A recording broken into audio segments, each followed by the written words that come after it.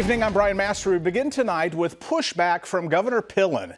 It's aimed at one of the ideas that could help balance the state's budget. He calls the Water Resource Project in western Nebraska, that's a target for cuts, vital for our future, but others aren't sold on it. First Alert 6's Andrew Pfeiffer dives into that debate.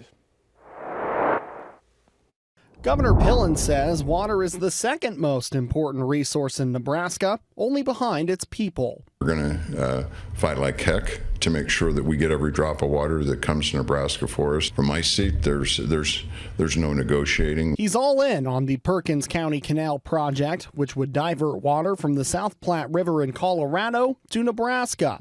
But right now, state lawmakers are trying to fix a $262 million budget shortfall, and some think the canal might be a good place to cut.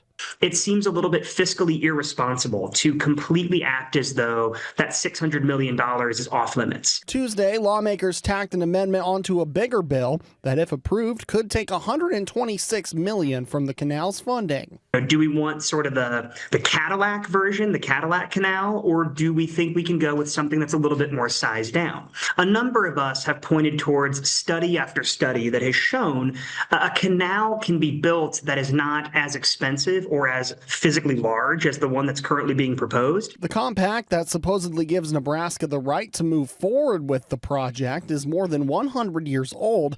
Nebraska lawmakers opposed to cutting funding think delays could lead to a bigger fight with Colorado. Every time we continue in this body to threaten to take the funding away, it emboldens those in Colorado that we don't have the fortitude, we don't have the stomach to stand in here and protect our agreement. I spoke with Senator Pete Ricketts, who revived the Perkins project back in 2022.